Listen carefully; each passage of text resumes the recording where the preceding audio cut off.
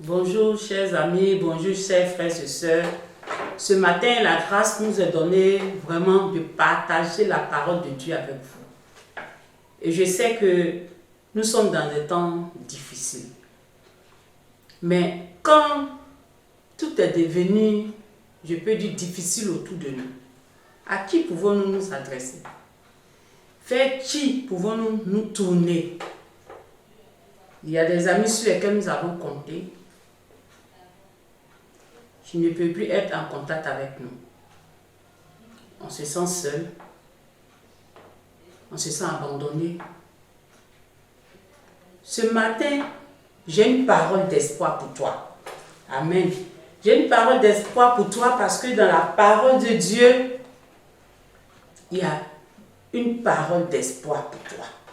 Et ce matin, je veux partager un thème avec toi.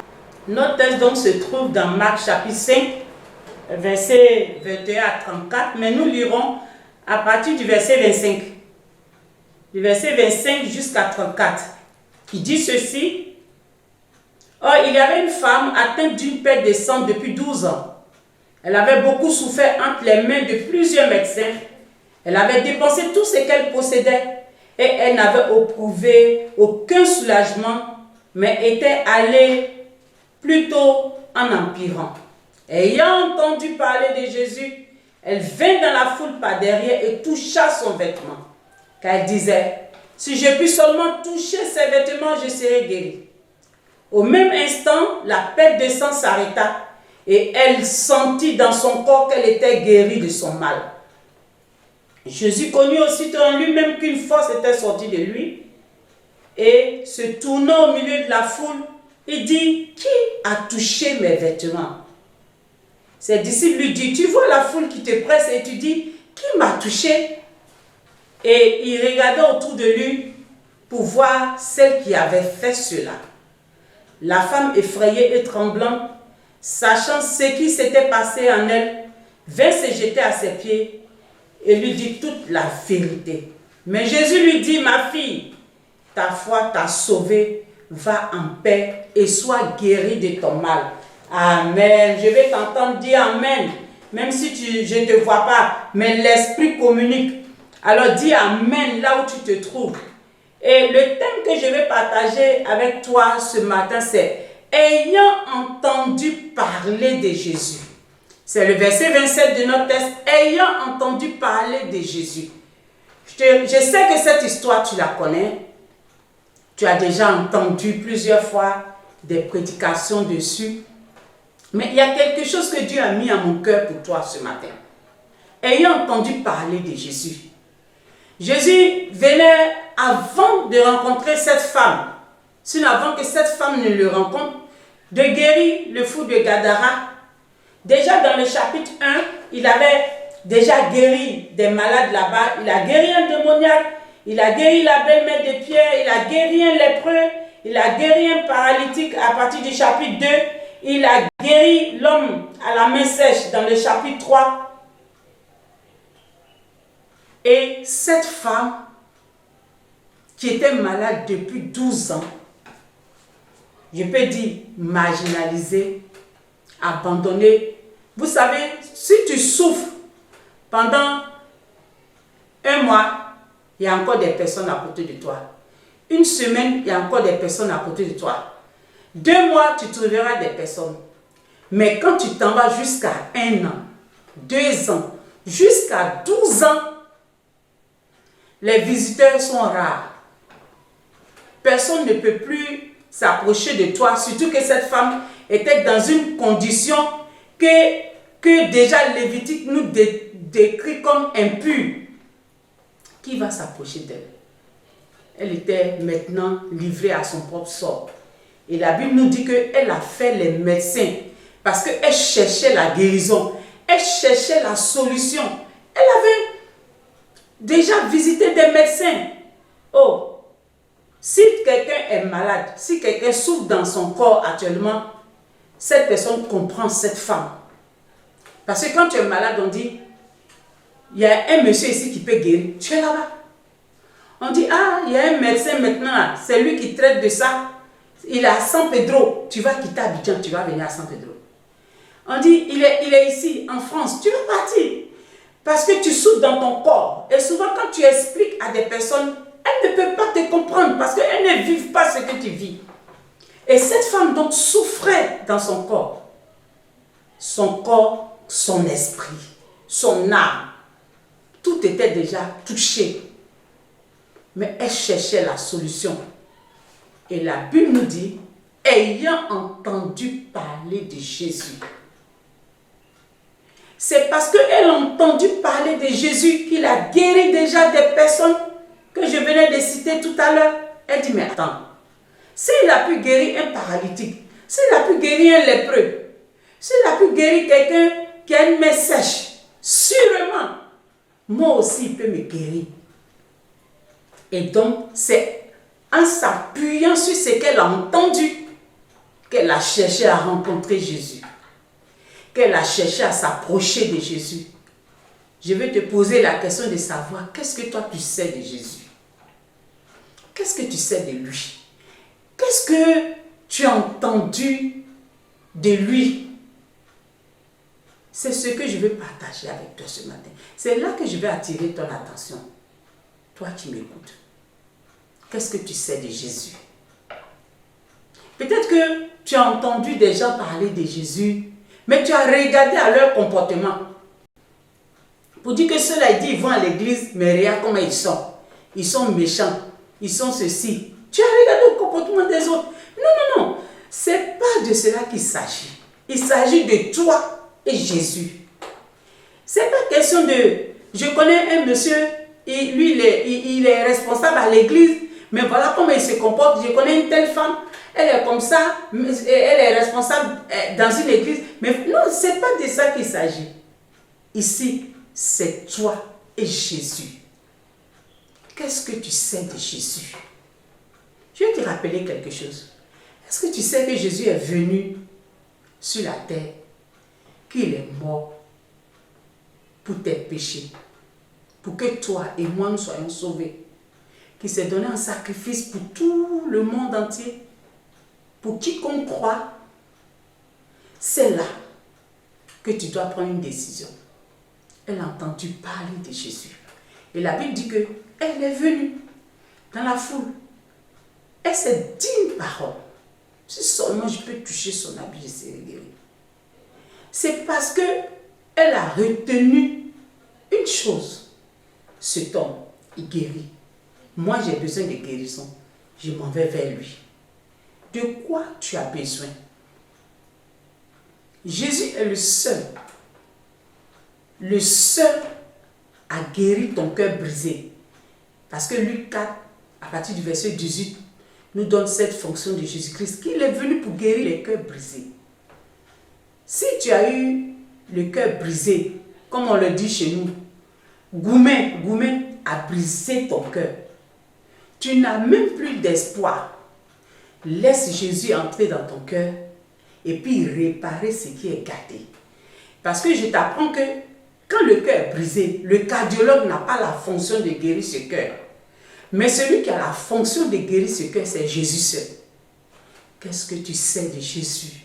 Cette femme s'est approchée de Jésus parce qu'elle a entendu parler. Ayant entendu parler de Jésus. Je voudrais que tu ouvres ton esprit. Et que ce que tu as déjà entendu des prédicateurs prêcher dessus, comme je suis en train de le faire aujourd'hui, laisse ce que tu as retenu de Jésus là agir en toi. Et laisse Jésus travailler en toi. Laisse Jésus travailler dans ton esprit. Laisse Jésus changer ta condition. La première chose que Jésus veut changer, c'est ton esprit. La première guérison que Jésus veut apporter, c'est dans ton âme. Et quand ton âme sera guérie, ton esprit sera restauré, alors ton corps ne fait que présenter ce que tu sens au-dedans de toi. Quand cette femme s'est approchée de Jésus, quand elle a touché son vêtement, la Bible dit qu'à l'instant même, elle a senti que son mal était parti. Ton mal peut partir si tu laisses Jésus entrer en ton cœur et travailler dans ton esprit. Laisse Jésus entrer dans ta maison. Laisse Jésus entrer en toi. Laisse Jésus prendre le contrôle de ta vie. Tu as voulu prendre le contrôle de ta vie, mais tu vois que tu as échoué. Au moment où nous sommes, comme je te l'ai dit au début, tu as compté sur des amis, tu as compté sur des frères. Le confinement est en train de durer. On fait comment? On a espéré sortir tôt, mais regarde. Lève les yeux vers le Seigneur. Regarde à Jésus. Il est celui qui donne la joie. Si tu as besoin de joie, Jésus donne la joie. Tu as besoin de la paix, Jésus donne la paix. Pas comme le monde la donne. Peut-être que tu as compté sur ce que tu as. Mais aujourd'hui, regarde tes comptes en banque. Tu ne peux pas te donner, avoir la joie avec. Où sont tes voitures, tes Ferrari? Tout ce que tu as fait, les grands vêtements que tu t'es confectionné, tout est dans le placard, tu ne peux pas les porter. Mais une chose, c'est que avec Jésus, il n'y a pas de garde de corps. Avec Jésus, il n'y a pas d'intermédiaire. Là où tu te trouves actuellement, tu peux simplement te mettre à genoux et puis dire, Jésus, j'ai besoin de toi.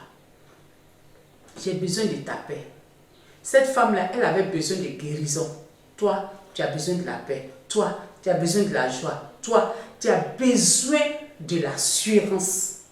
Jésus peut te donner cela. C'est pourquoi aujourd'hui, moi aussi, je suis venu te parler encore de Jésus pour que tu puisses te tourner vers lui et l'inviter dans ta maison, l'inviter dans ton cœur pour qu'il te fasse du bien. Et je te dis que c'est à l'instant, comme pour cette femme. C'est à l'instant, quand tu invites Jésus, il vient et il agit pour toi et il agit dans ton âme. Je vais donc prier avec toi. Je vais prier avec toi et je voudrais t'inviter à répéter cette prière avec moi. Nous prions ensemble. Dis après moi, Seigneur Jésus, j'ai besoin de toi. Je me sens seul. J'ai besoin d'un ami et c'est toi qui es le véritable ami. J'ai besoin de toi dans mon cœur. Viens et guéris mon cœur brisé. Viens et guéris, Seigneur, mon âme qui souffre. Viens dans mon cœur, Jésus.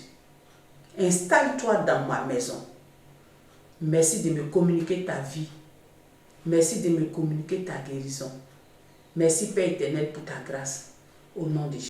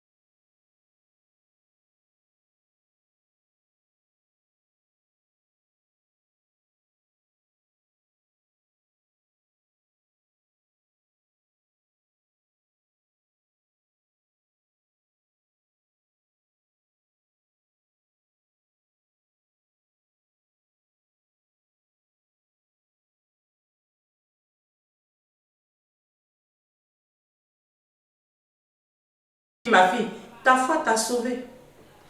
Elle a été guérie parce qu'elle a eu foi. Là où tu es couché, elle a foi et je vais prier pour toi. Éternel, mon Dieu, tu es le Dieu créateur, le Dieu tout-puissant, créateur du ciel et de la terre. Tu donnes la vie, tu communiques la vie et tu donnes la guérison. Je prie ce matin pour toute personne qui m'écoute, quel que soit l'endroit où elle est. Je prie que la puissance de la guérison, oh Dieu omniprésent, maintenant même traverse les ondes et atteint cette personne au nom de Jésus-Christ de Nazareth. Père, tu as guéri les paralytiques. Je prie maintenant que tout nerf qui est défaillant, tout os qui a été broyé, tu es le Dieu de la création. Là où quelqu'un a besoin d'un nouvel organe, Au nom puissant de Jésus-Christ de Nazareth, que la puissance de la guérison, la puissance de la création, maintenant transforme son corps. Au nom puissant de Jésus-Christ de Nazareth. Celui-là même qui a guéri cette femme qui a saigné pendant 12 ans. Tu es réel, tu es vivant, tu existes encore Jésus et tu agis encore Jésus. Je prie maintenant, Père, que pour toute personne qui a besoin maintenant du pouvoir de la création, pour susciter, Seigneur, un nouveau foi, une nouvelle rate, je prie que la puissance de la création qui vient de toi, Dieu créateur, visite ses organes, visite son corps, au nom puissant de Jésus-Christ de Nazareth, et que la vie soit son partage.